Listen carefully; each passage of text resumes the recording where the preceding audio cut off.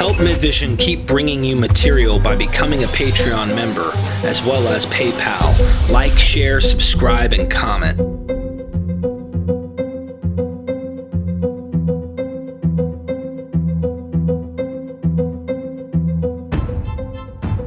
Join the Patreon to get early access to videos and check out the website. We are MythVision. Welcome back to MythVision Podcast. Your host, Derek Lambert. I have a wonderful treat for you guys today. We have the creator of the website, History for Atheists, Tim O'Neill, is joining us today.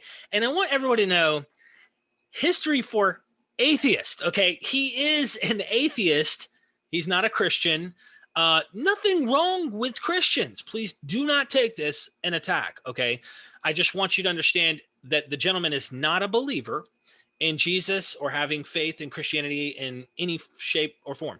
And in his website, which you guys definitely need to go down in the description right now, check it out. It's really pretty too. He spends a lot of time giving you visual effects for people like me who need coloring books and crayons. You can enjoy learning history, which I was just going through your Alexandria blog, where you talk about some of the real history behind the burning of the library, which we'll get into that question at some point. I hope to at least get that one question talked about, but we got to do a whole show on this. So with that being said, welcome to the show, Tim O'Neill, and thank you for joining me. Yeah, thanks, Derek. Good to be here. Welcome to the future. I'm in Sydney, Australia, so it's Saturday morning here. Yeah, I think you're 14 hours or something ahead of me. I want everyone to know right now, I've been on a journey trying to understand who or what this Jesus Christ figure is in history. The question of the historicity of Jesus was such a, I guess I was a Calvinist at one point, and when I became a Calvinist, I went through this phase of called caged Calvinism. Okay, I would bash everybody with predestination. Like, it's all I could think about. It was all or nothing. And I couldn't understand why my pastor wasn't, realizing how extreme this doctrine was. Like, God might have created evil and good, and, all these things. And there are questions that came up. The same thing happened to me when I started to question the historicity of Jesus. It was all or nothing. And I want my audience who's watching this, if you are a mythicist, to just take it easy, okay? Just understand not everybody thinks the same way we do when we've come to these things. And I'm no longer a mythicist. I'm not a historicist either at this point. I truly entertain both sides. I can totally see there being a historical Jesus. I want you to know that, guys. Don't be dogmatic, be open-minded, shifting with the evidence. If there wasn't a guy, they did a damn good job painting one, okay? So here's the deal. I want you guys to be patient with Tim O'Neill today. We're going to talk about mythicism. I know there's been a lot of polemics out there, back and forth between Tim and other mythicists, but I really want to mediate and I want to learn, because everyone can be learned from. I'm telling you guys. So with that being said, Tim, tell me, if you don't mind, can I call you Tim? Yeah, sure. Okay.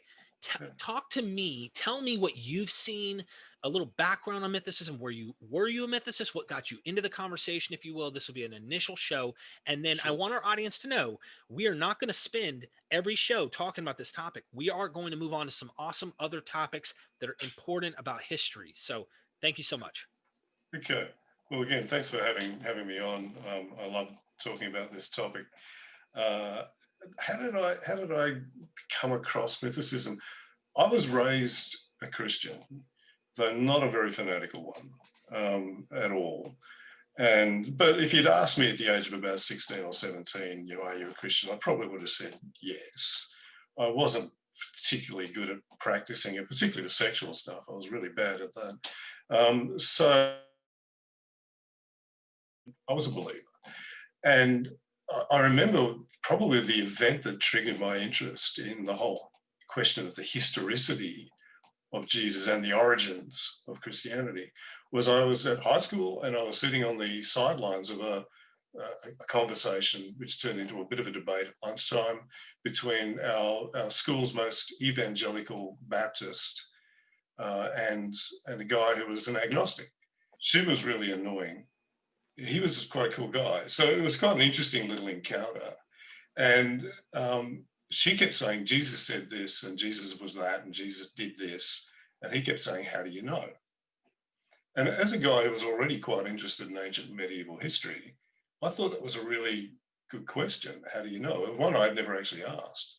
You know, we're always told the Gospels say this, and you think, okay, well, that's recorded, so that's what he did.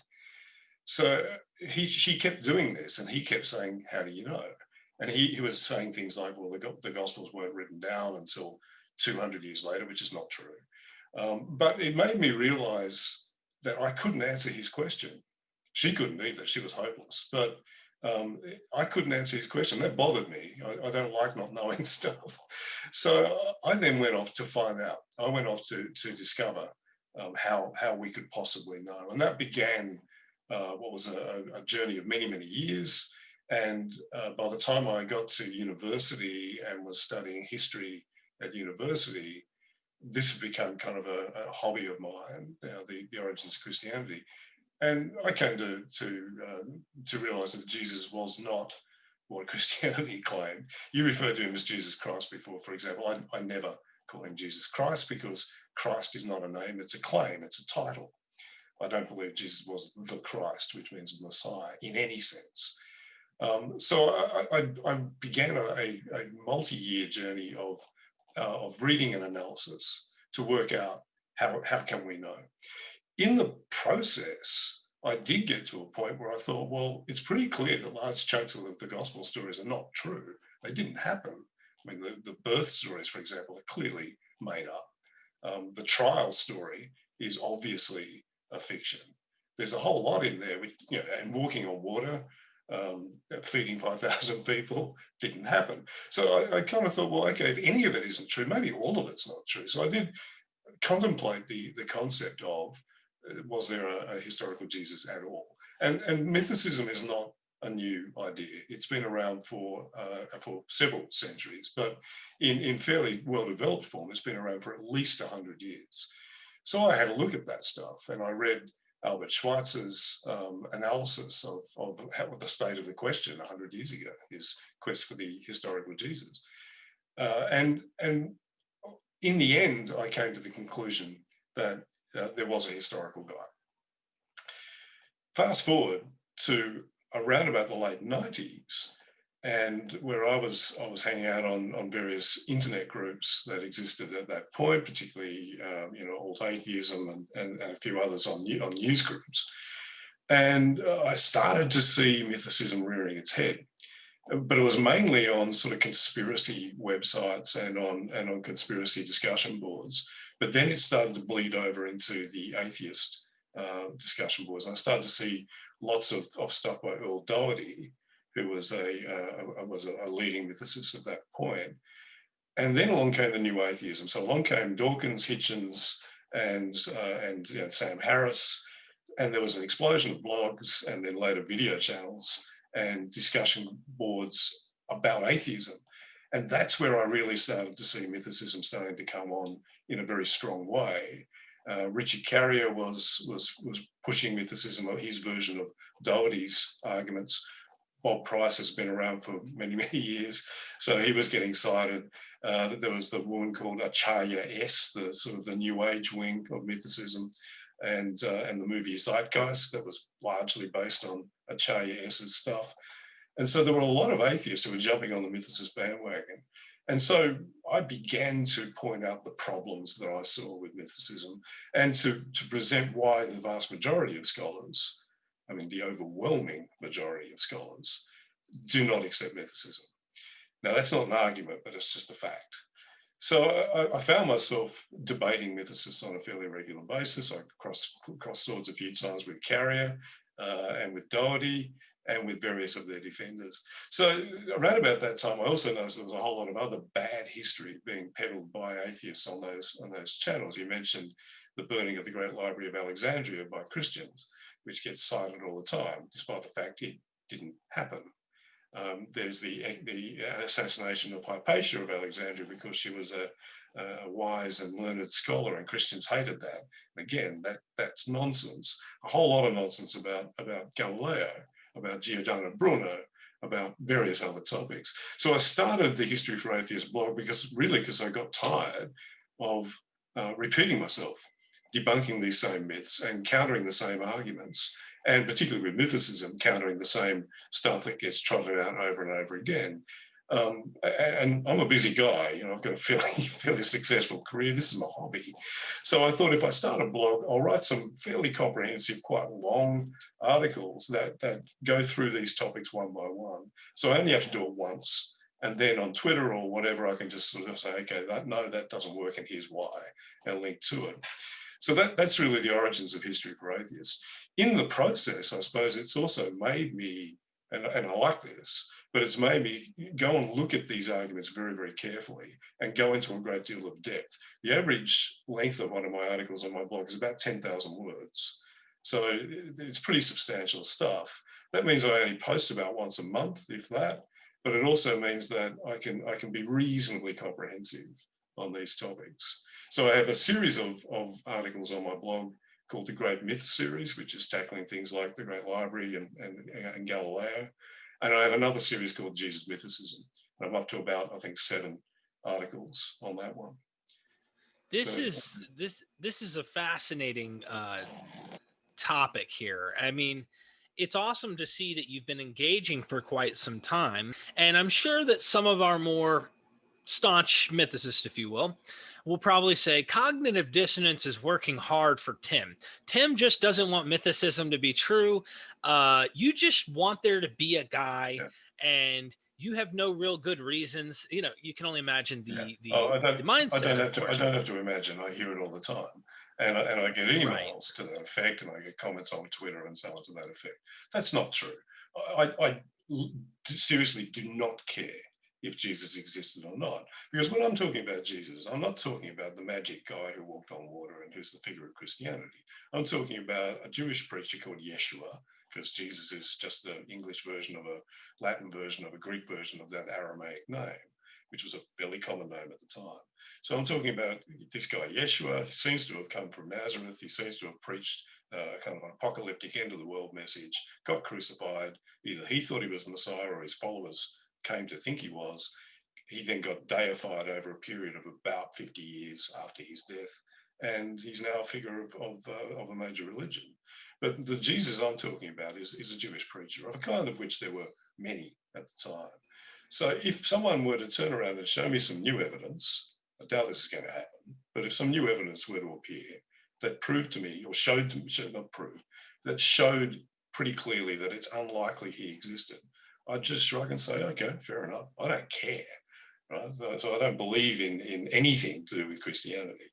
Or if someone were to present a new version of the mythicist position based on the current material, the current evidence that we have, that is more convincing than what I've seen from, say, Robert Price, Earl Doherty, or Richard Carrier, then I'd say, shrug and say, okay, no problem.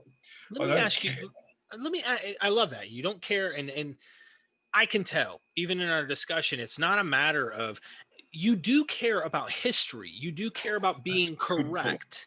Exactly. Yeah. And I think sometimes people mistake my passion for good historical analysis and objective, unbiased historical analysis for a passion for belief in a Jesus.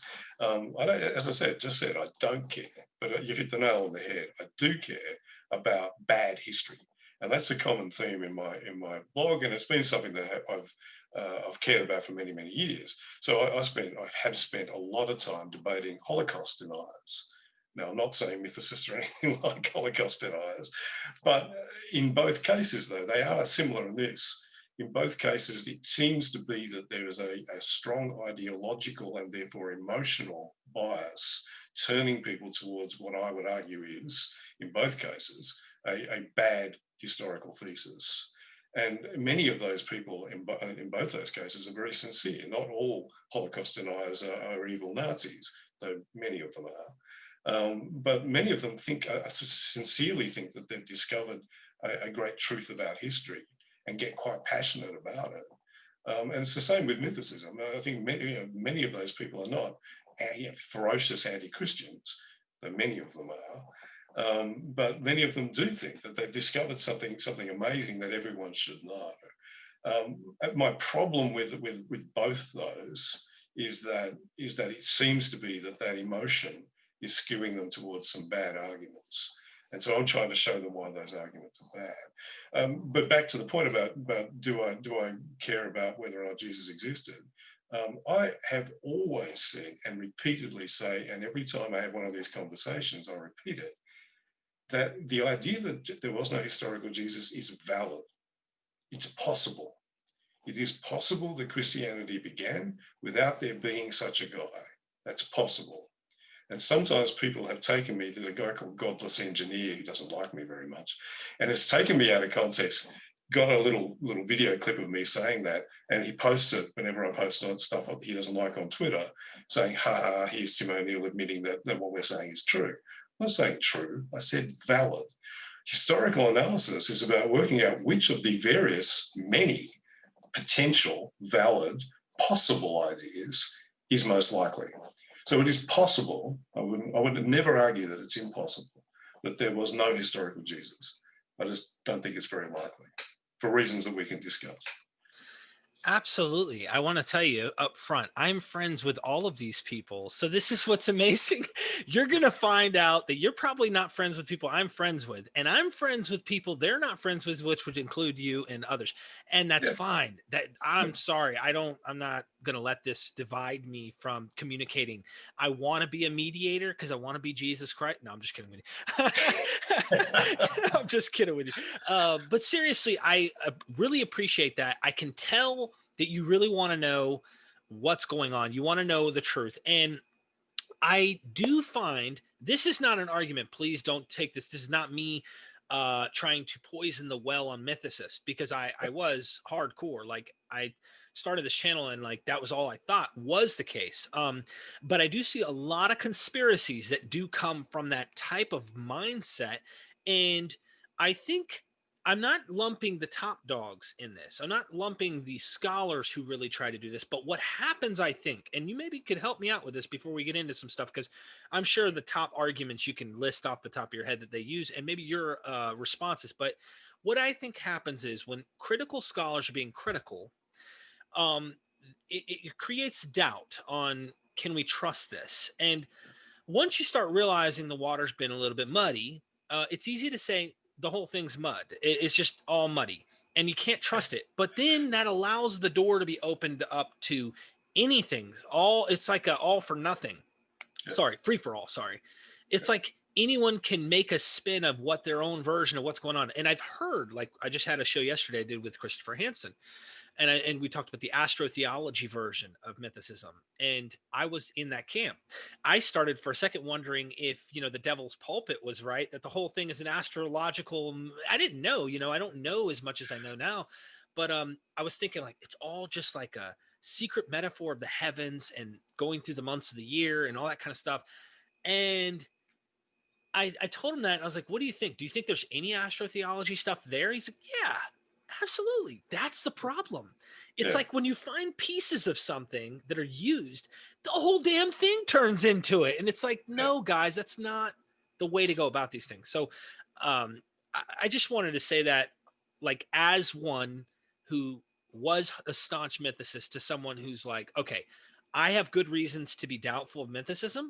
I have good reasons to also be not so sure if there was a historical Jesus. What did he do? Who was he? Like, there's good reasons to remain kind of skeptical and in the middle right now for me, because as I learn and gather information as you've done over the years, I guarantee you I'll come to a better conclusion at least and say, hey, I think there's more probable he didn't or did. And I'm just shocked I went from mythicist to where I am now and considering an apocalyptic Jewish preacher. It's just interesting. Well, I think you've made some really valid points, and I suppose over the years in discussing this stuff, and particularly in debating this stuff with mythicists, I'm intrigued as to why people believe things. And my professional career is very much based on analysing people. So I suppose I like to understand how and why people think in certain ways, what makes them tick. And so I've had a lot of conversations with mythicists about why they have come to that conclusion and why they, in some cases, cling to it with what could be only regarded as almost religious, dogmatic fervour. And I think you've nailed a couple of things there. Like one thing I have noticed, and this is a generalization, but not a misrepresentation, there is a lot of overlap between those very fervent fundamentalist Christians. And I don't think that's a coincidence. I think that mythicism in that sort of that more dogmatic extreme view is very comforting to people who have come from the opposite extreme. So people who have come from it's all true, Jesus is Lord, everything in the Bible is literally true, everything in the Gospels actually happened. If you've come from that very, very extreme fundamentalist position, the exact opposite is a comforting replacement. It's none of it's true. Jesus didn't exist. It's all nonsense. There's nothing in there at all.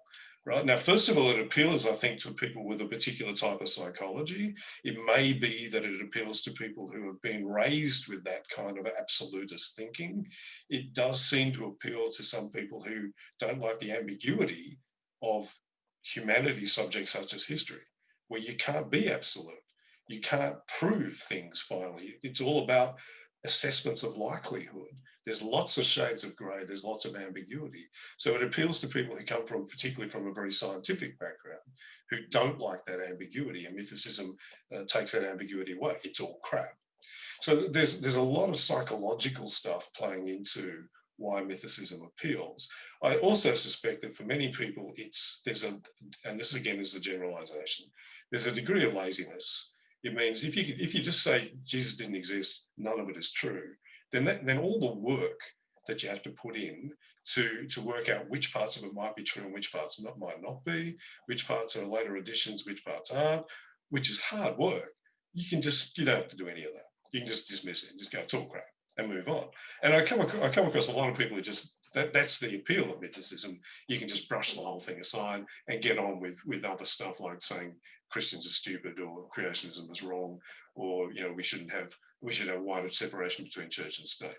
So there's a lot of different things being loaded into this. When you're talking about people like Doherty, Carrier, and I would argue Price, and then sort of the lesser lights, people like Fitzgerald and Lataster and so on. Many of these people, I get the impression many of these people get a lot of psychological energy from being right and everyone else being wrong, being contrarians. Richard Carrier does strike me as someone who has a lot invested in, I'm smarter than everyone else, everyone was wrong about mythicism, I'm right. And he's got about 5 or 6 other historical topics on which he is the only person in the world who seems to have got it right, according to Richard Carrier. So it's interesting that there's a pattern there.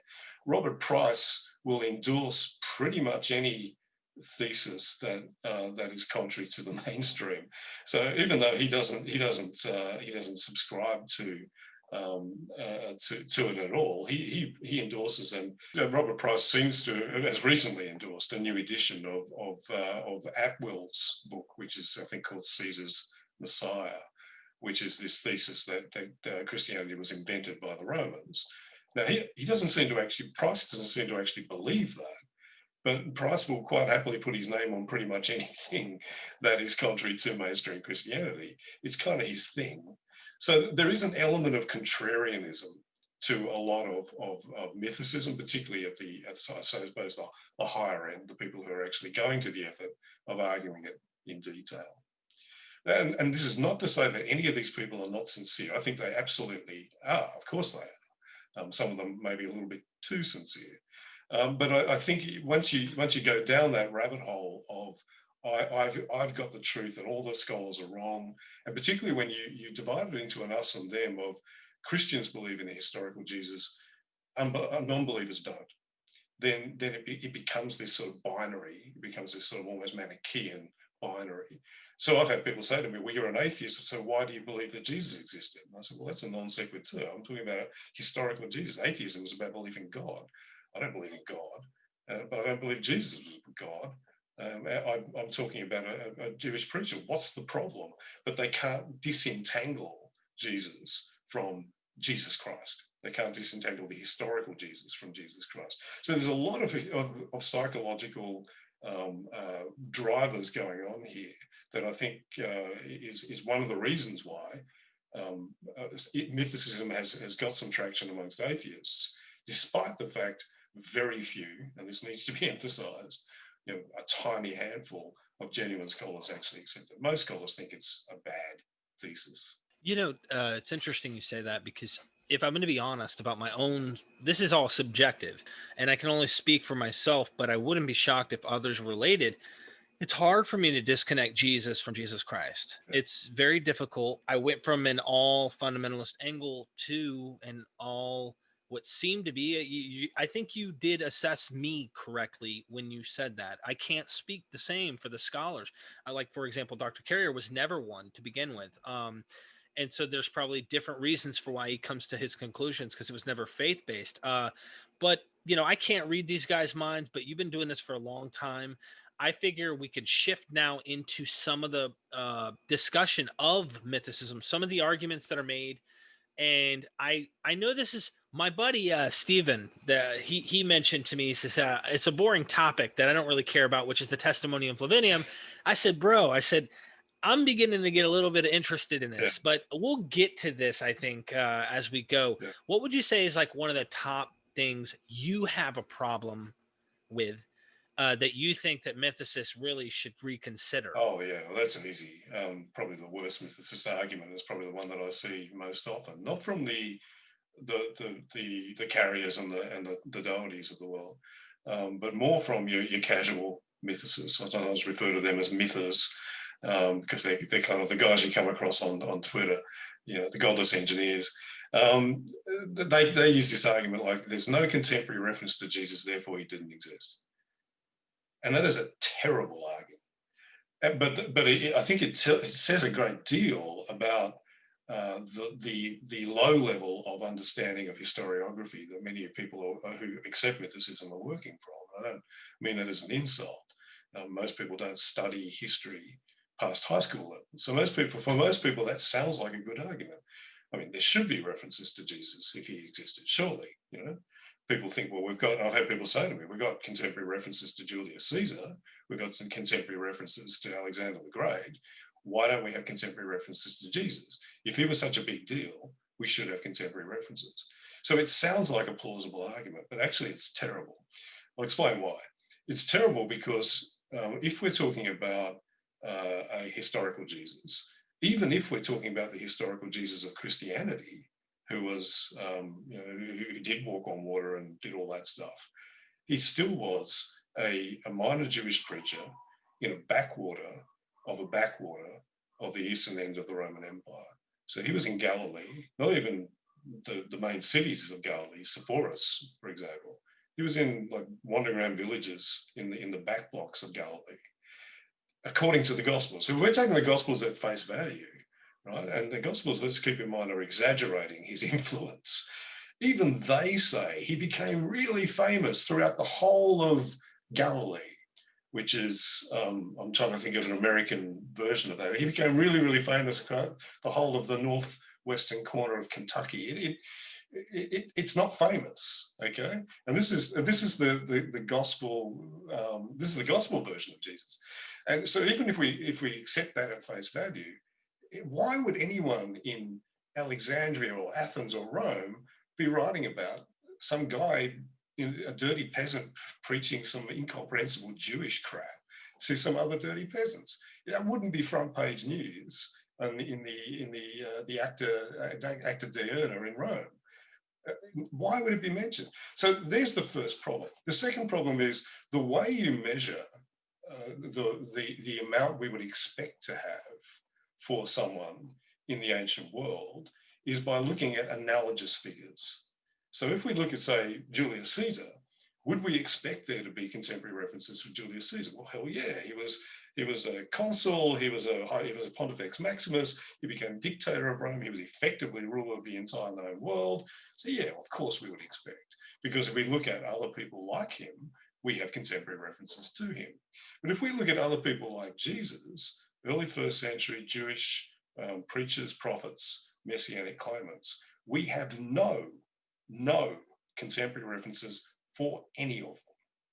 So whenever I come across that argument, I found that the quickest and easiest way to dispatch it is to say, can you explain to me why we should have contemporary references to Jesus when we have none for any of the other people like him? Right? You tell me why we should expect that. And they never can, because it does. The argument therefore collapses. The way you construct an argument from silence is not to say we have silence and therefore this didn't happen. What you say is we have silence, we shouldn't have silence, therefore this possibly didn't or probably didn't happen. So the problem with that argument is there's no reason why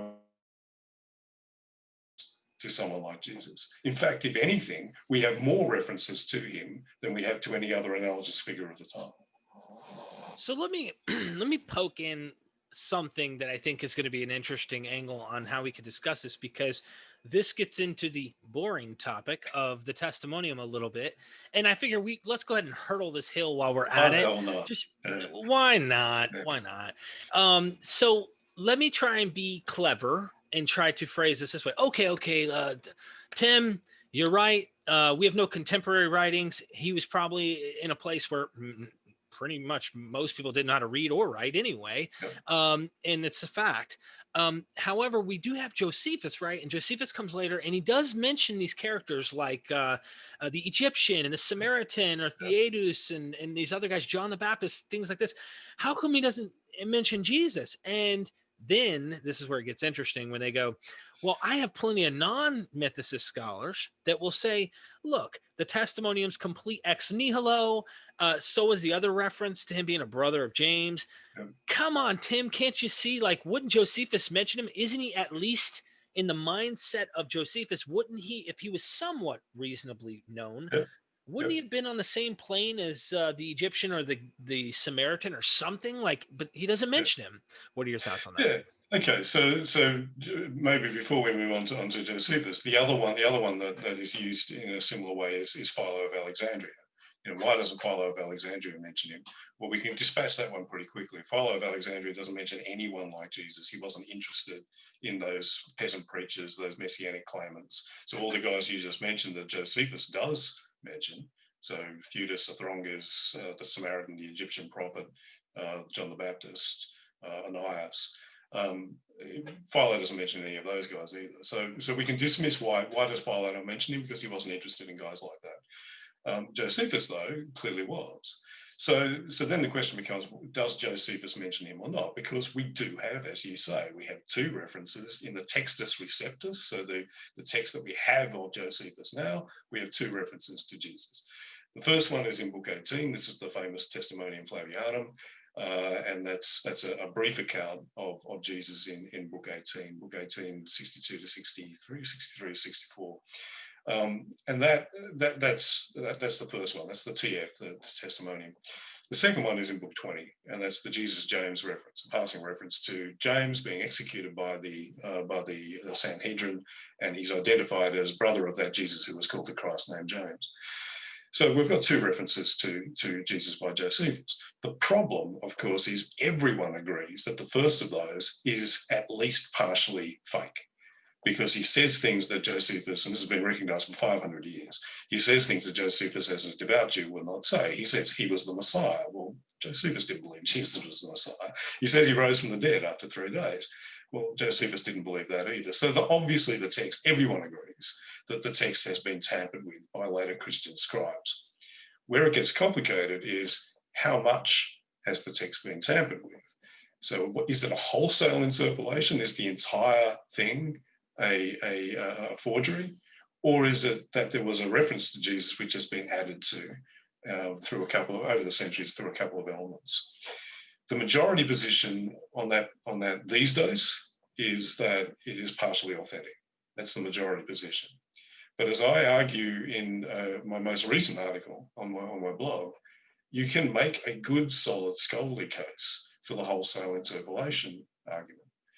It's the minority position, and I don't think it's persuasive, personally. I don't find it persuasive. But I can see why people would.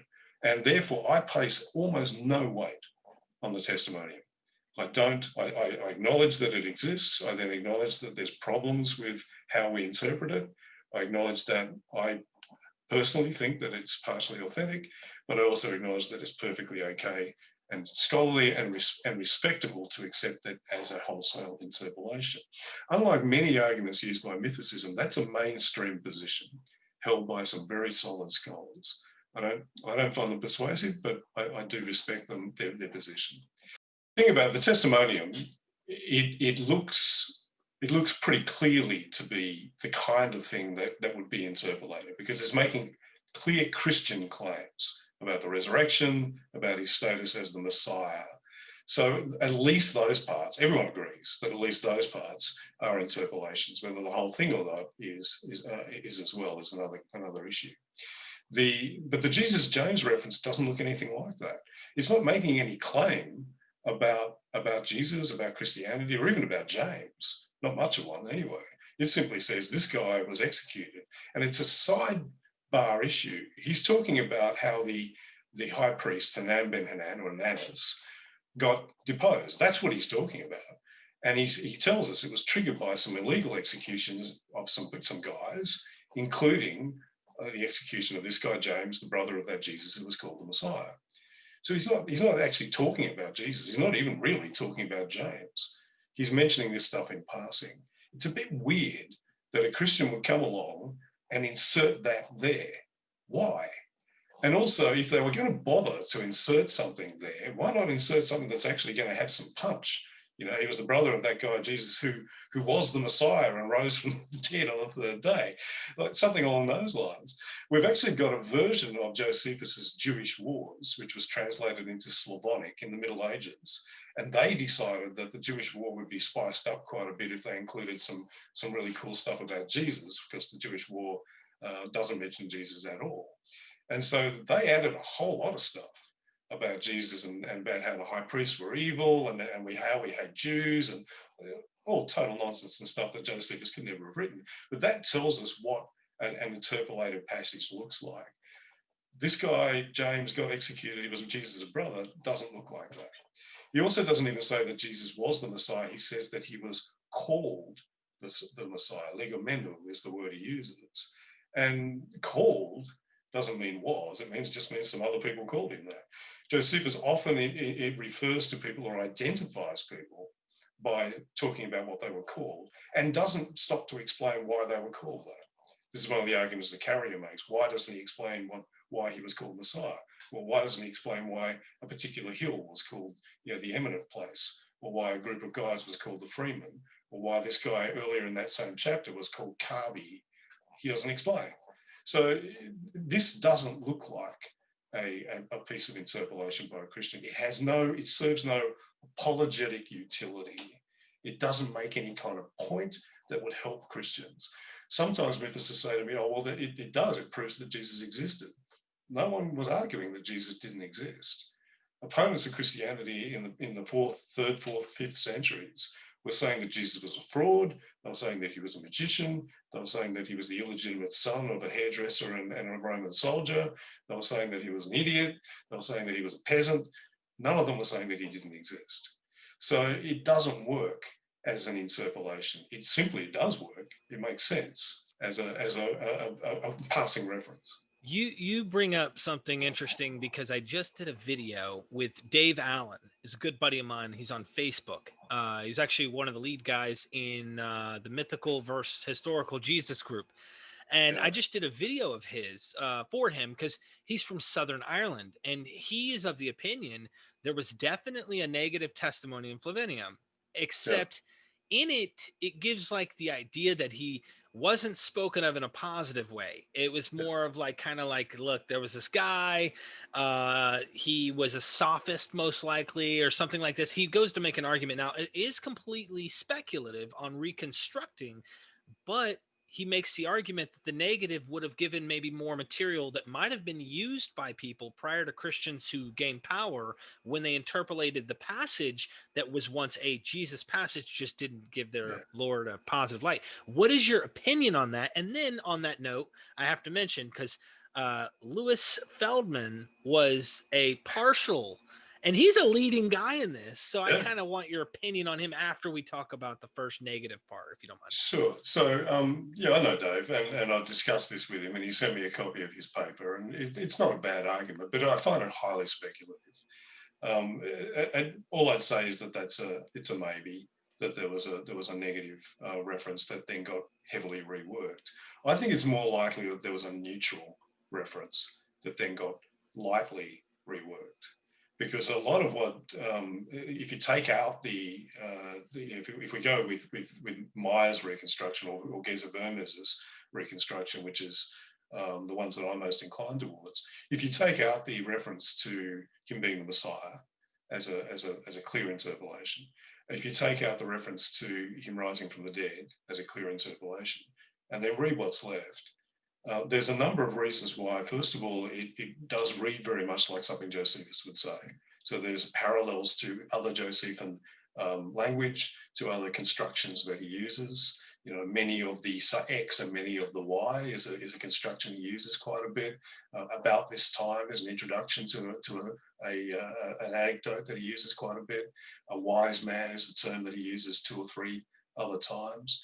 So there's enough in there to make it look as though that there was actually some kind of reference. But some of the language is actually a little skeptical, or at least neutral. So he was a doer of paradoxical works. It's often translated as he was a doer of miracles, or he was a doer of wondrous works. But the word that is used is paradoxa, and it means works that are difficult to interpret and could be read in different ways. That's a slightly skeptical word, and it's not a word that we see in early Christian references to Jesus. We don't see it until Eusebius, and we know that Eusebius knew the Testimonium as we have it. Now, many people argue he created it. I'm not convinced, but the fact that he uses the same words as Alice Wheatley argues means that perhaps he was using those because he was influenced by Josephus's language. But paradoxical works is slightly skeptical. So I think a neutral reference to Jesus, acknowledging that he was a wise man, that he won over many people, so kind of a grudging respect, but also I'm not sure about this miracle stuff, and anyway, his followers still exist to this day. That's the kind of thing that reads like, for example, it reads very much like Josephus's account of John the Baptist, which is actually quite cool and neutral as well. It's quite different, though, to his descriptions of, say, Theudas or the Samaritan or the Egyptian, which is condemnatory, but those guys led armed uprisings or excited uprisings that were put down by the Romans militarily, whereas John the Baptist and Jesus were both suppressed by Jewish authorities. So you can sort of see why there might be a neutral TF. I'm not 100%, I'm not convinced by Dave's argument. I find it a bit too speculative, but all I'd say is, yeah, there's a plausible case that can also be made for it. And he's not the first to make a case for a negative reference that got rewritten. Louis Feldman. Okay, so just for those who don't know, Louis Feldman is probably the most preeminent Josephus scholar in the world. He died a few years ago. Well towards the end of his life, he always argued for the partial authenticity of the Testimonium. And then well towards the end of his life, he wrote an article which actually presented arguments for both partial authenticity and for wholesale interpolation. But in the end, he came down on the side of wholesale interpolation. And that caused a bit of a stir. It was a bit of a surprise for an eminent scholar of Louis Feldman's position to change his view on something so fundamental. Obviously, the Mythicists love it and said, now Louis Feldman agrees and so on. Feldman was persuaded by 2 things. He was persuaded, first of all, by a couple of articles, particularly one in 1999 by Olson, who argues for wholesale interpolation and makes a good, solid argument. I don't agree with him. I think there's problems with his argument, and Alice Wheatley in particular, but also Carlton Paget have critiqued it. So it's not a slam dunk by any means, despite what Richard Carrier tries to tell us. But he also makes a solid argument. Feldman is also persuaded by what he believed to be a key piece of evidence. He says that Origen, the early Christian writer Origen, writing in the mid-3rd century, clearly read, he's probably the only pre-Eusebian, so pre-4th century Christian writer who we know definitely read the last books of Antiquities of the Jews. All the others who don't mention the Testimonium either clearly were talking about other works by Josephus or hadn't actually read Josephus. They don't make enough explicit reference to make it clear that they'd actually read Josephus. But Origen had. Origen actually refers to 3 times to the Jesus James reference in book 20. So why doesn't he mention the Testimonium? If it was partially authentic, if there was a reference to Jesus there, why doesn't Origen mention it? Now, there are reasons why he wouldn't have. If it was a negative reference, for example, as Dave Allen argues and others have argued, then that would be why. If it was a neutral reference that simply says he was a wise teacher, he got crucified, and Christians still exist to this day, then there's still not a lot of reason why Origen would use that. And this is what I would argue. None of those points were disputed. So why would he be bringing it up? And if Josephus isn't saying, by the way, he was the Messiah in that version at that stage, then there's nothing there for Josephus to use. But Feldman says, but there were people who were arguing that Jesus didn't exist in the 3rd century. So if we look at, for example, the dialogue with Trypho, we have a reference there, he argues, to people saying there was no such person as Jesus. But what he's referring to is a passage where he says, well, you guys have invented for yourselves a Messiah. But he's not saying Jesus didn't exist. He's saying Jesus wasn't the Messiah. He's not talking about Jesus, the Christ did not exist. He's talking about how the Christ has yet to arise. Your guy isn't him. So that's a bad misreading, quite a remarkable, actually, misreading of against Trypho. And Carlton Paget points that out and says quite bluntly, Feldman has misread this passage. So I think that the problem with Feldman switching sides late in his life is, to be honest, I don't think he was firing on all cylinders. He was in his 80s at that point. And also I think he's premised on a misreading of a text. But all I'd say is, look, maybe Feldman's right. I keep saying this, maybe Olson's right, maybe Hopper's right, maybe the guys who argue for wholesale interpolation are right. My problem is when people say the Testimonium has been proven to be a forgery. It's been proven to have been written by Eusebius. That's not true. It's been argued that, but you can argue the other way. This is why I place no great weight on the Testimonium. The Jesus James reference, though, to go back to that, I do put a lot of weight on that. First of all, I think it is one of the reasons why I think that the Testimonium is partially authentic, because it actually works that if there was a negative or neutral reference to Jesus in book 18, where the Testimonium now sits, later on when he refers to James, when he says, brother of that Jesus who was called Messiah, he's referring back to that earlier reference. So that hangs together quite well. Not saying it's definite, but it's a piece of evidence that there was something there in book 18. I think that's important because I think he references like 18 different Jesuses in here, and he's kind of making sure you know which one because there's so many of them. And that's interesting. It's the 6th most common name for Jewish men in the 1st century, right? It's like, if you know someone called Steve or Dave or or Mark or something, it's like that. I was down the pub with Dave. Which Dave? Oh no, not that Dave, the other Dave. It's a bit like that. Yeah, exactly. If it was John or Mike, that'd be like first or second. That's like the top 3. So let me ask you this then, because we touched on something fascinating. I'm really into this whole Testimonium thing, but also not just Testimonium, Josephus on Jesus. He mentions a brother named James, and this is the heart of debate where historicists say he had a brother. Okay. Yeah. And I've read your article. And by the way, anyone who hasn't read it, you really need to, even if you don't agree. He's open for discourse. There's a comment section down below.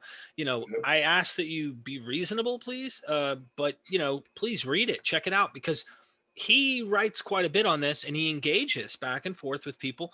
Like I said, be respectful and your comment will remain. But if you guys go and read it like I did. I read his James, the brother of Jesus, or James, the brother of the Lord. And there's people in the comment section that don't agree with Tim, and you've left it on your site. I really do like that. So if you would give us something on the James, the brother of the Lord thing, and why you definitely think this is a great argument for a historical Jesus. I suspect Josephus plays a role in this, but I'm sure mythicists will say, well, that reference comes from the Bible, therefore they're using something here. I don't know. You tell me your thoughts. So with the way the mythicists deal with the Jesus James reference in Josephus is to say it's an interpolation. Now, as I mentioned before, if you say that the whole passage about the execution of James triggering the deposing of the high priest is an interpolation, it's a very strange sort of interpolation. And this is why people like Carrier and others don't argue that the whole passage is an interpolation. They argue that there was a reference there to a guy called James who had a brother called Jesus getting executed. And but what's been added is the brief phrase who was called Messiah, who was called the Christ. So they argue that it originally read that the high priest executed some people, including the brother of that Jesus whose name was James, or the brother of Jesus whose name was James. Because later in the passage, there's a reference to another Jesus. There's a reference to the guy who replaces Hanan as high priest, and he's called Jesus ben Damnaeus, Jesus son of Damnaeus. So they argue, oh, no. The Jesus that was the brother of the guy who got executed was Jesus ben Damnaeus, who gets mentioned later in the passage. The first problem with that is that Josephus, probably the main one, is that Josephus is actually very, very careful about the way in which he uses these identifiers, because he was often referring to people who had the same first name. He talks about the entire sort of Seleucid dynasty early in his book, and those guys are all called Antiochus. Well, there's about like 10 of them called Antiochus. So sometimes he's talking about Antiochus, and his son is also called Antiochus, and his cousin is also called Antiochus. And so he has to give them cognomens, nicknames, to work out which Antiochus he's talking about. He's also quite often, as you mentioned, talking about guys called Jesus. There's about like 18 of them in his book, the Antiquities, and the Wars as well. So he has to tell us which Jesus he's talking about. So it's like, Dave Bob's brother. No, Dave. Dave with red hair. It's like that. He's very careful, though, in the way in which he uses these identifiers. He uses a number of different identifiers. He uses patronymics, so the son of such and such, like Jesus, son of Damnaeus. He uses gentilics, so a guy, Judas of Galilee, from a place. And he sometimes identifies people by nicknames. So it's the guy who was called Carby, or the guy who was called Messiah. But the thing about it is that he's very careful that when he introduces that person, he uses the nickname them. And if he talks about them later in the same passage, he doesn't use the nickname because he's already identified which guy he's talking about. So if he were to introduce a guy called Jesus in this passage, he would call him Jesus, son of Damnaeus, there. This is the pattern. And then later on, he'd just say Jesus, because he's already identified which Jesus he's talking about. There's a couple of complex exceptions to this, but on the whole, that's the pattern. What Carrier's argument requires him to do is to introduce him as Jesus initially, and then identify him as Jesus, son of Damnaeus, later on. He never does that. So Carrier says, well, maybe he introduced him as Jesus, son of Damnaeus at the beginning. That got replaced with who was called Messiah by the interpolator, and then he calls him again Jesus Damnaeus down the bottom. Again, he never did that. Once he calls someone by a cognomen, he then just calls them by their first name. So it doesn't fit the pattern. That argument doesn't work. The other problem with that argument is if you're telling a story and you say this guy, the high priest, got deposed because he executed this bloke who was the brother of this other guy, and then later on in that story, the brother of the guy who got executed becomes the high priest, wouldn't you note that? That's actually quite a cool story. How ironic, the guy that he executed that caused him to be deposed, his brother became the guy who replaced him. But he doesn't make that point. It makes far more sense that what he's doing is he's calling Jesus the one who was called Messiah, to differentiate him from the Jesus later in the passage, who was Jesus, son of Damnaeus. He's making it clear they're two different guys, and that fits everything we know about the way in which he uses these identifiers. And this is why almost all scholars accept that reference to Jesus is authentic, and why Carrier's argument has failed. No one cites it. No one has found it convincing, except Richard Carrier and some of the guys online. And the interesting thing about the James reference is that Josephus was about 25 when this happened. He lived in the same city as James. James was older. James would have been in his 60s, maybe a little bit older. Josephus was about 25 or 26. Josephus was also a member of the priestly caste, and so he was very closely connected to the high priest who got deposed. Josephus had just that year come back from an embassy to the Roman Senate, where he was representing the high priests in front of the Senate in Rome.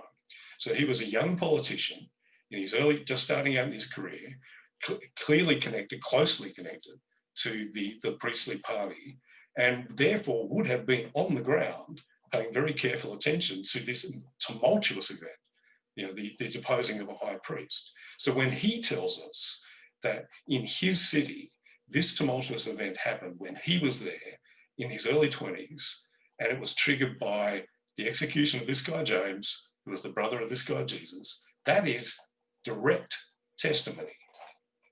That's about as good as it gets in ancient history. So I don't place a lot of emphasis on the TF at all, on the Testimonium at all. The Jesus-James reference, though, is a smoking gun. And the problem about that is that we've got a second reference to James in Paul. So in Galatians 1:18, Paul says, oh, no, I didn't meet any of those guys in Jerusalem. You can't tell me I'm subordinate to those guys. I didn't meet any of those guys. Don't tell me that. Oh, except I did meet Peter and James, the brother of the Lord.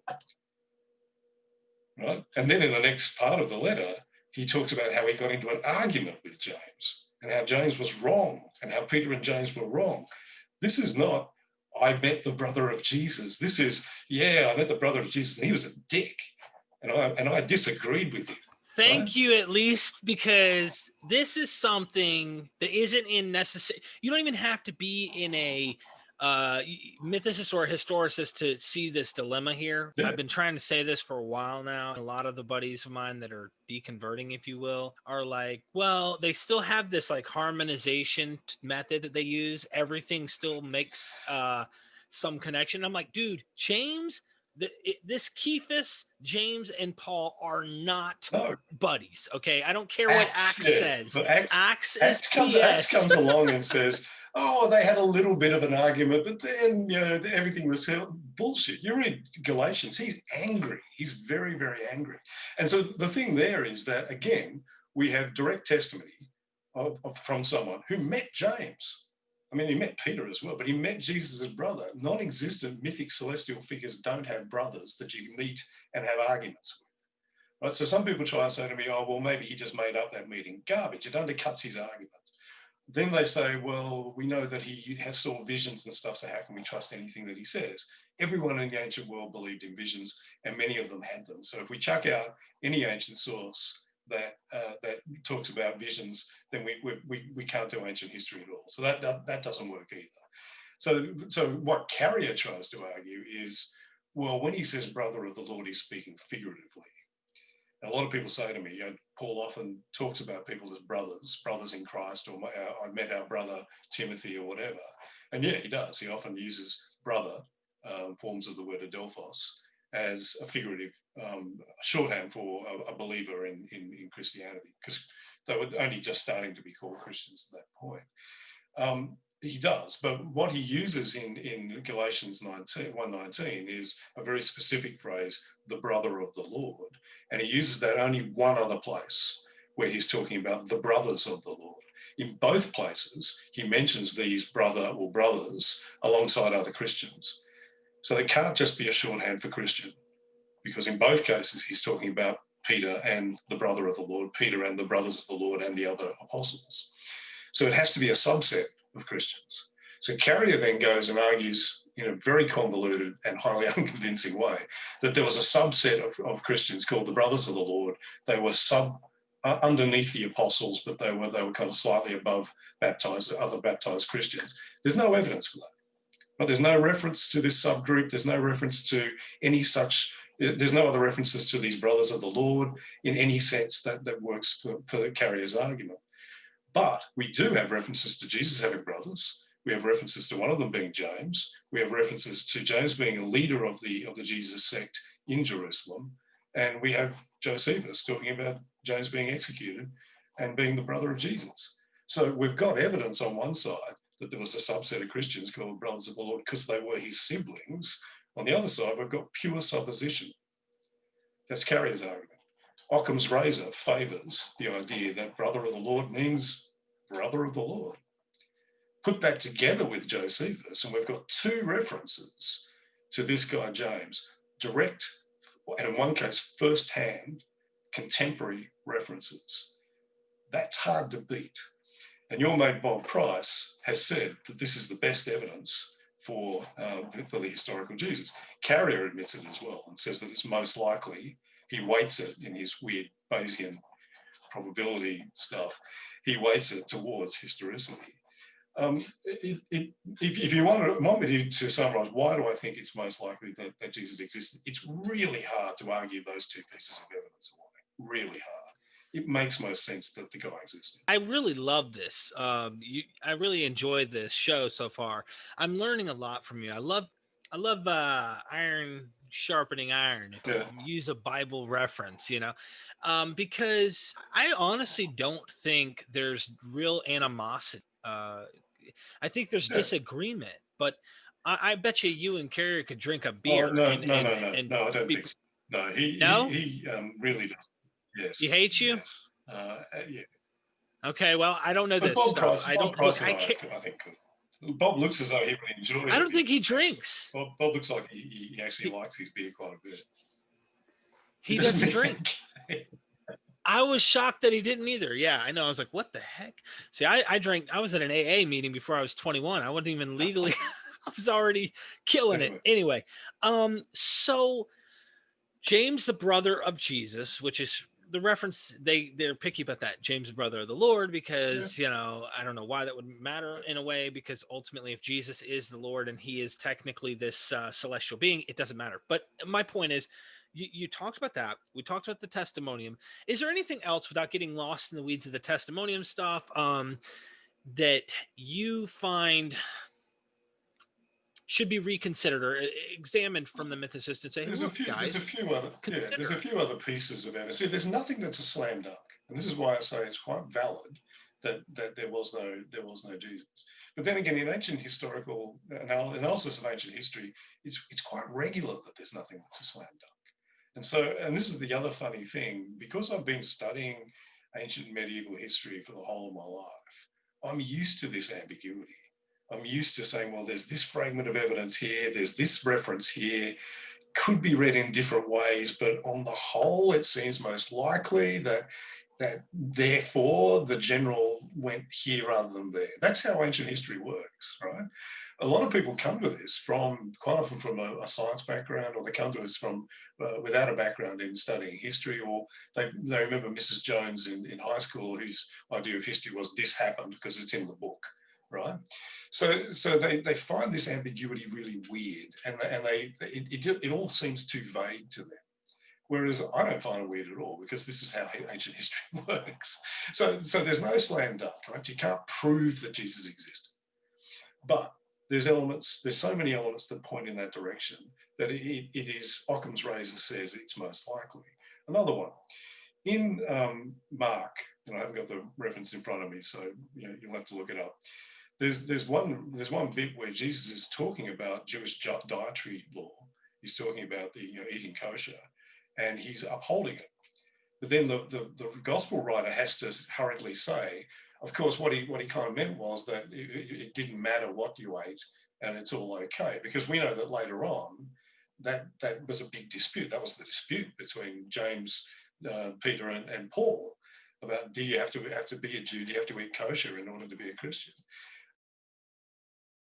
to kind of adjust or do a commentary on what Jesus is reported as saying. That makes most sense if there was an old tradition of Jesus making this comment about the dietary law that no longer quite fitted with the way Christians saw that stuff. So they had to wrap a bit of commentary around it. It doesn't make a lot of sense if Jesus didn't exist. So there's just lots of little elements in that where they're kind of shoehorning historical Jesus bits into their much more developed conception of who and what he was. I want to throw a couple towards you that I actually heard recently from Ian Mills, and he is a PhD candidate at Duke University who studied under Dr. Bart Ehrman as well as Dr. Mark Goodacre, Professor Goodacre and Professor Ehrman, which I've already interviewed Professor Goodacre, brilliant man. Hopefully we can make something work with good old Ehrman at some point. I really, really hope that can happen. And that will be something we'll discuss. He talks about an interesting topic. And I like what you're saying here, because I think Goodacre's correct on this.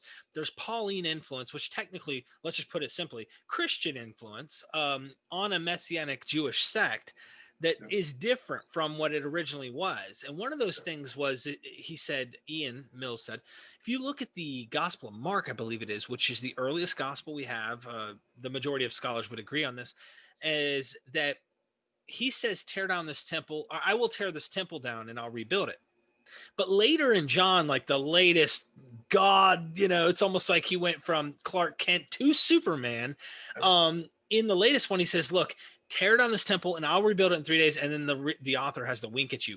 He was talking about his body, almost like there was an original guy maybe who was like wanting the temple to be brought down. And I mentioned this before, and Dr. Goodacre made quite an interesting statement on our show on Q, because we were talking about how he doesn't think Q's there. He said there was a young man who drew a painting of the Twin Towers prior to their collapse, of them collapsing prior. Like, just imagine if the two towers burned down.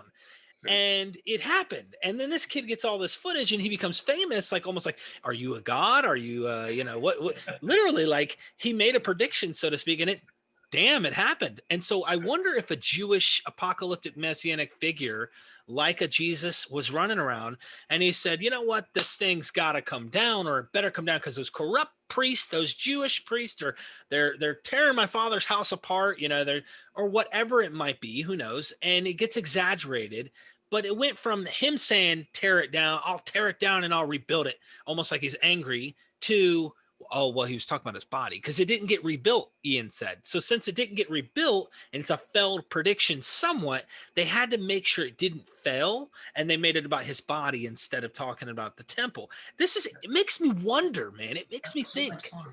Look, so I think Mills is spot on, but he's not alone on that. I mean, various people have made this point. I think Ehrman makes this point as well.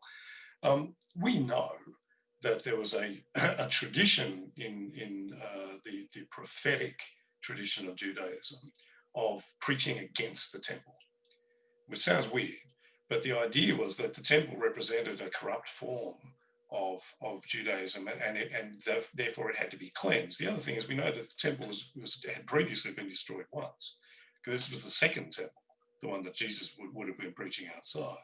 So the idea that Jesus would have been saying something against the temple does actually make some sense. It's part of the apocalyptic tradition that as part of the cleansing of the earth that's going to come when the apocalypse happens, and Jesus is depicted as saying it's going to happen any day now, guys, that the temple would be swept away and would be renewed.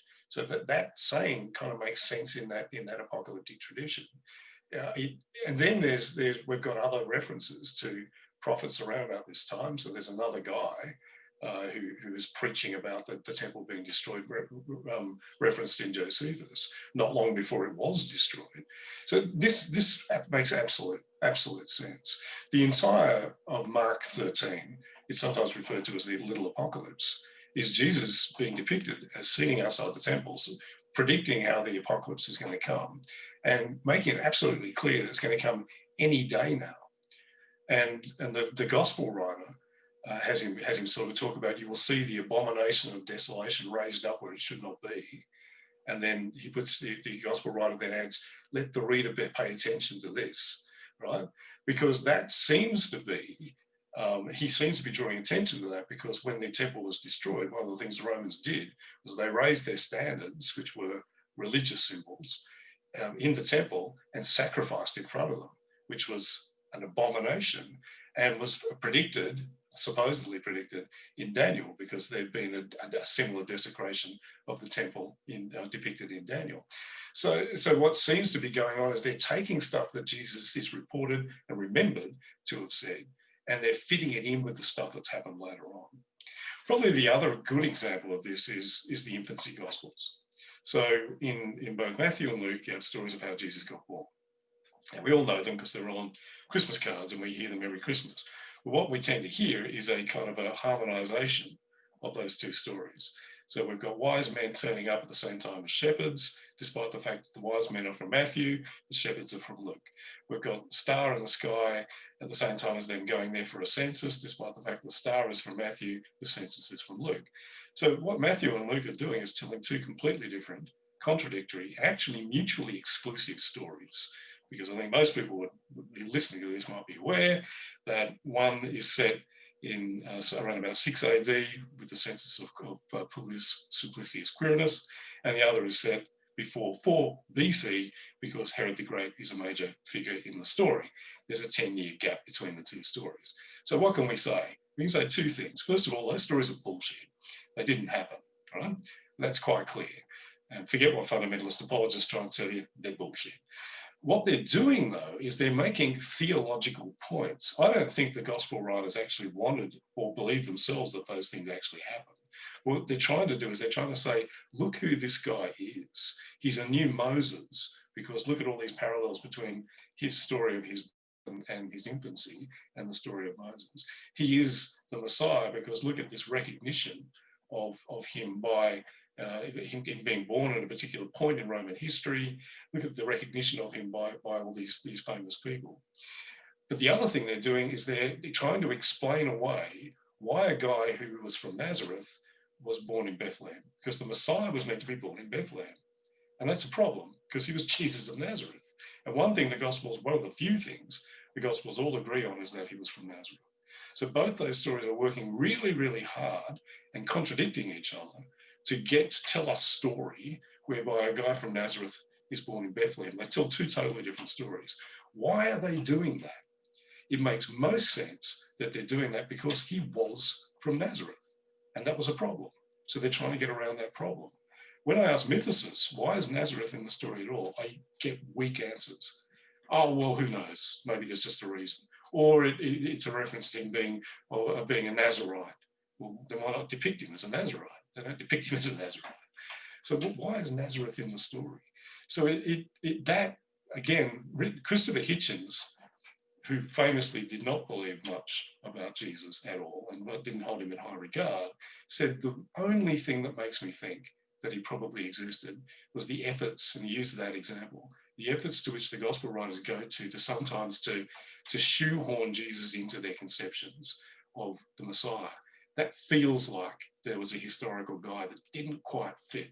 So if they made up a Jesus, or if Jesus came from conceptions about the Messiah and got historicized, as mythicists say, he should fit the Messiah thing better, but he doesn't. He keeps doing things and saying things that don't quite fit, that they have to kind of explain, including getting crucified, by the way. Can I repackage what you said for my audience that are like me? And a lot of them have asked this question, which is fascinating the way you phrased this. I've had this question posed to Dr. Price, my wonderful friend, Dr. Price. He wants to adopt me, by the way. He's just like, I love you, man. You're such a good guy. And the question goes something like this. Why do we have so many contradictions, right? Like, why are there problems? Like, if someone created this fiction, and I understand the argument is there were various sects, and that's true. Regardless of your position you take, there are various sects of Christianity, and we got to try and make everybody happy. But there's so many contradictions that I think could have been figured out and solved and said, oh, here's one pretty nice picture. Christians like to try and do that with what is broken right now. They're trying to take the broken pieces and create a perfect picture. But if you take your methodology and what you're suggesting, it's not just yours, it's like the majority of scholars, that there was a an original tradition that needs to be corrected to fit our understanding of the Messiah and to make things work, that to me is a strong argument, in my opinion, on a historical Jesus aspect. Because if the guy really, it's almost like Elvis. We can't have him from that backwater little redneck town down here. He had to Right. come from somewhere in California. So we know he was born in the hills, or you know what I mean? I'm just making a point. Like Exactly. there's something there, but it's not just that. There's sacred writings from their scriptures that are kind of forcing them to have to make this decision. So if he really was from a real locale, and there was a location called Nazareth, which is another argument that mythicists will make, is that that place didn't even exist yet, which we're not even going there. There are books on this that you can study and go look at the arguments yourself.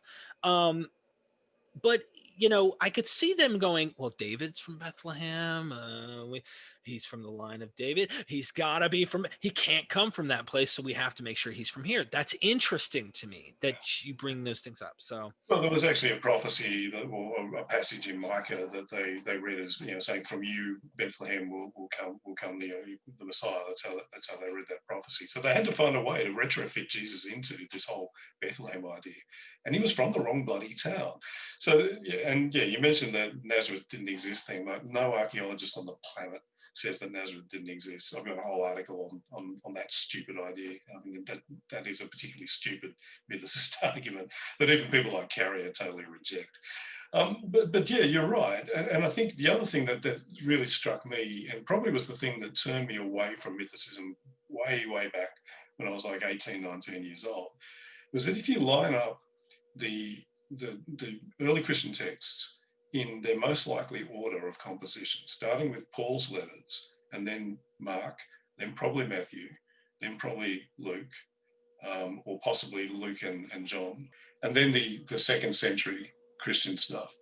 When you line it up that way, what you find is that the Jesus in the earliest texts is very much an apocalyptic prophet, and he becomes less so as time goes on. Right? So in Paul, now Paul famously talks about Jesus in very theological terms, but when he does talk about Jesus as a person or anything Jesus said, he's very much talking about Jesus as an apocalyptic prophet and the coming, the parousia, the royal arrival of Jesus as a Messiah. He's talking about and how this is going to happen very, very soon. And we have that Aramaic phrase, Maranatha, come Lord Jesus. They were expecting this thing to happen soon. That's very much in keeping with this idea of an apocalyptic sect. Then in Mark, the first thing Jesus says in Mark is, Mark 1:15, the very first thing he says is, the kingdom of God is near at hand. That's the apocalypse is coming. The apocalyptic kingdom is near. You can almost touch it. Repent and believe in this good teaching. Everything else in Mark is embroidering on that message. That's an apocalyptic message. That is, the apocalypse is coming any day now. All the way through Mark, that's the insistent message of all the parables. It's this message of all the miracles. Everything is about that coming apocalypse. Matthew's the same, though Matthew has to modify it a little bit because the apocalypse still hasn't happened. By the time we get to Luke, they're really starting to tone that stuff down. Maybe the kingdom is within you, says Luke, right? Then we get to John, all that apocalyptic stuff is thrown out the window. Jesus' message is, I am here. The coming is me. Through me you will be redeemed. And that becomes then the dominant theme for the rest of Christianity, which means that modern Christianity, with some exceptions, tends to read that earlier stuff through the filter of John, right? But when you line it up, what you see is an apocalyptic preacher who gets more and more exalted. He's God's chosen one. He's the Messiah. He's the anointed one. He's actually a pre-existent being who had miraculous birth. He existed at the beginning of time and was possibly God himself. He was the third person of the Trinity. He's fucking God, right? So it goes like that. If mythicism is correct, that shouldn't happen. If he was this divine figure at the beginning, he should be an exalted and divine figure right from the start. We see this progression that clearly, I would argue, clearly indicates an apocalyptic preacher who gets exalted to Messiah, who eventually gets more and more exalted, particularly once Christianity drifts from its Jewish roots and becomes a Greco-Roman mystery cult. He then becomes a god. That's how it works. And all that points to a dude. It all points to a guy who was the first point of origin.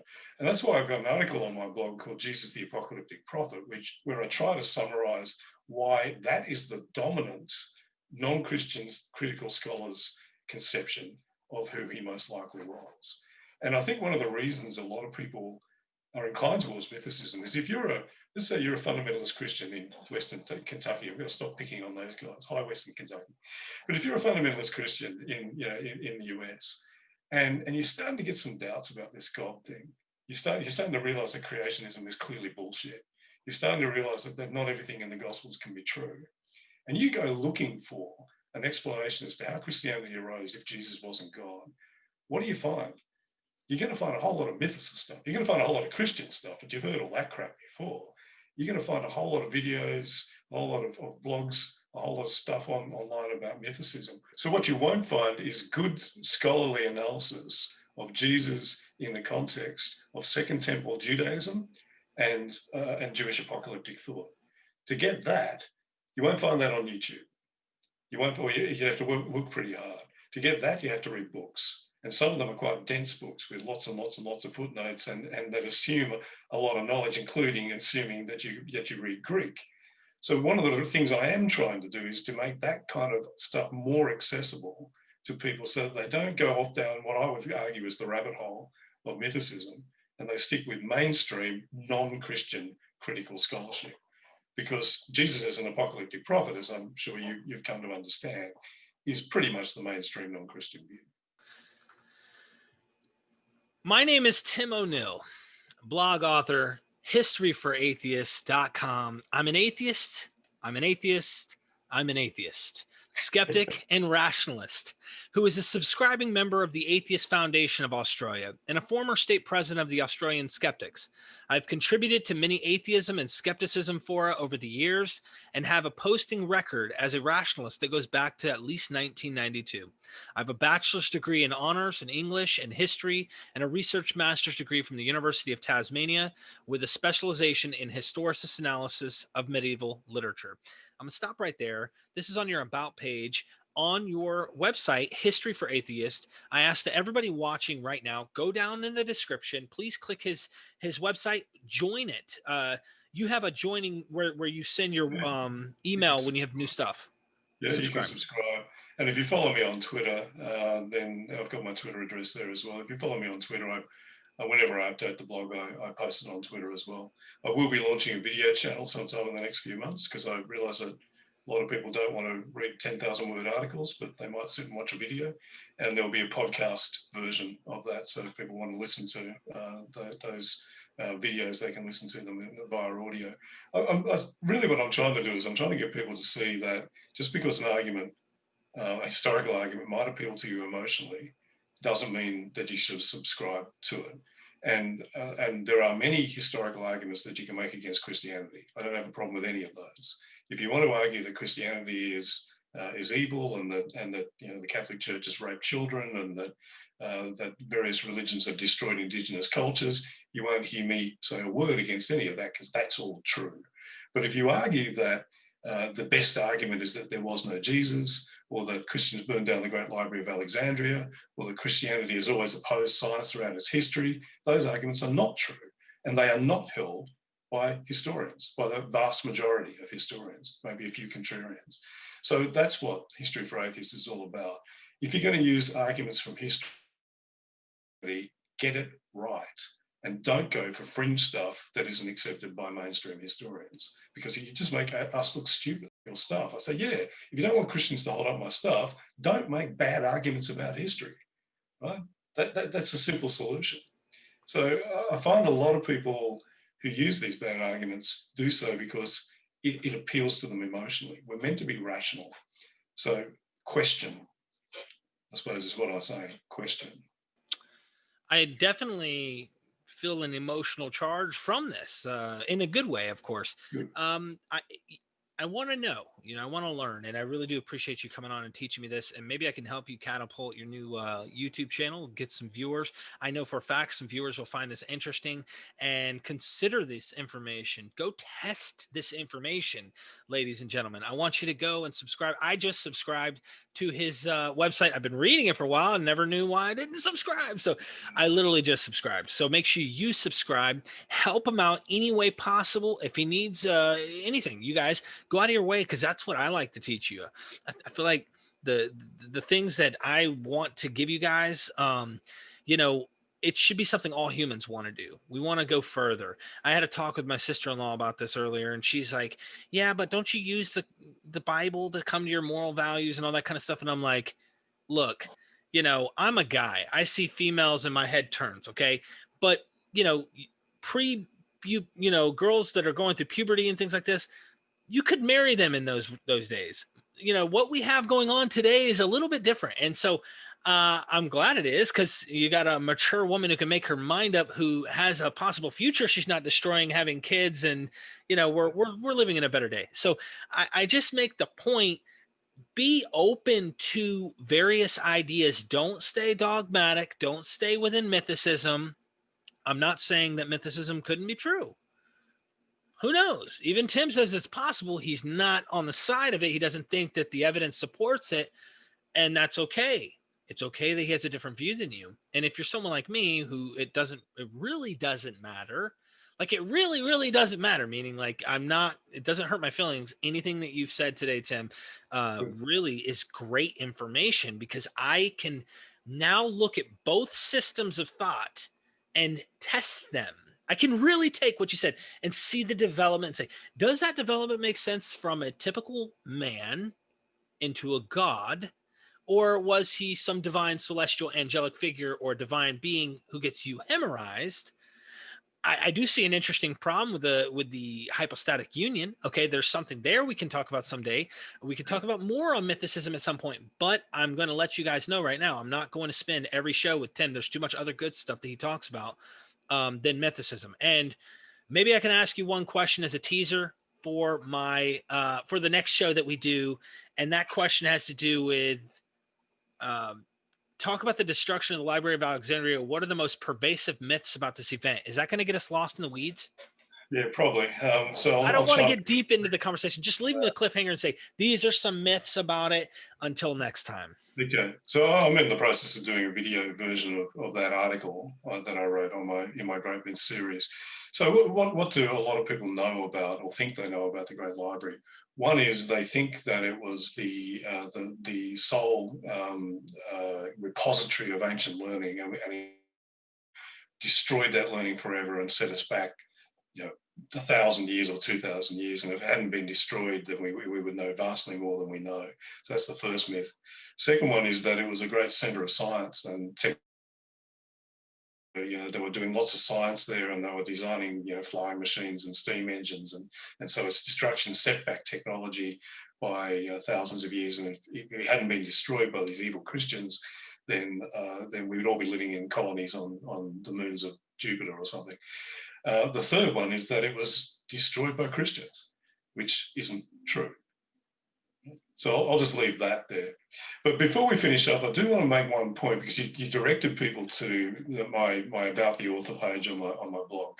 And one of the things I address there is the fact that I can often be a very rude and sarcastic bastard. That's because I'm an Australian, and that's kind of who we are.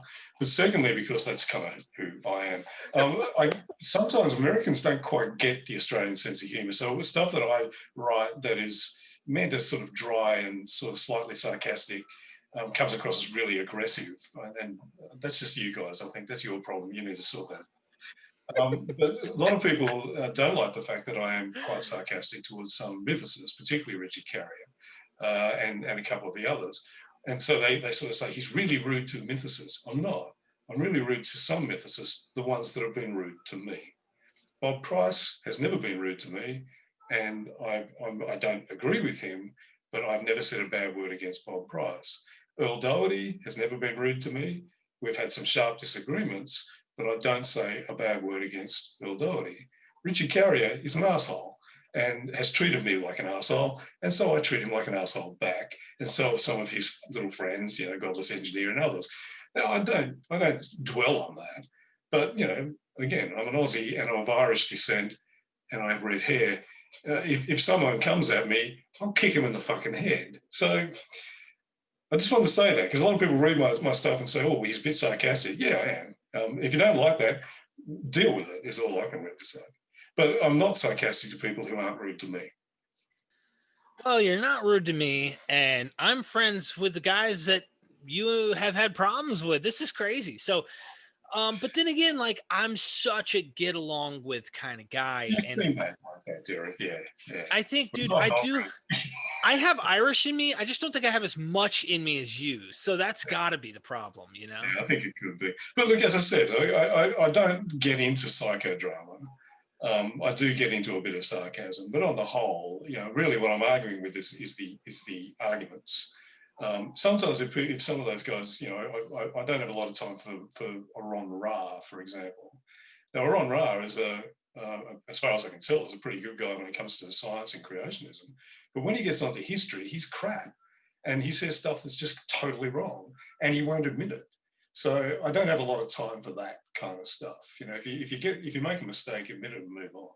So yeah, I just wanted to make that point about tone, because you're recommending my blog, and I want to make sure that people understand where I'm coming from. It's not an academic blog; it's a personal blog. I'll use whatever tone I like, and I sometimes indulge in a little bit of wry sarcasm. So yeah. Well, thank you so much, Tim. I really appreciate the time. I know that some of the people in the chat are going to have a certain opinion about this in a good way, and some will have it in a negative, and it is what it is. But you know what? I love all of them. I love them all for what they bring to the table. I hope that in a year from now, they look back and laugh at their previous position with what they know then, and they get to go, whoa, there's so much more. MythVision is a journey. It's literally a journey. It's not mythicist vision, it's MythVision. I love mythology because mythology is history. Okay, there's a lot there, and I think that needs to be understood as well. So with that being said, thank you for joining me, sir. No problem at all. And please, guys, don't ever forget, okay? We are MythVision.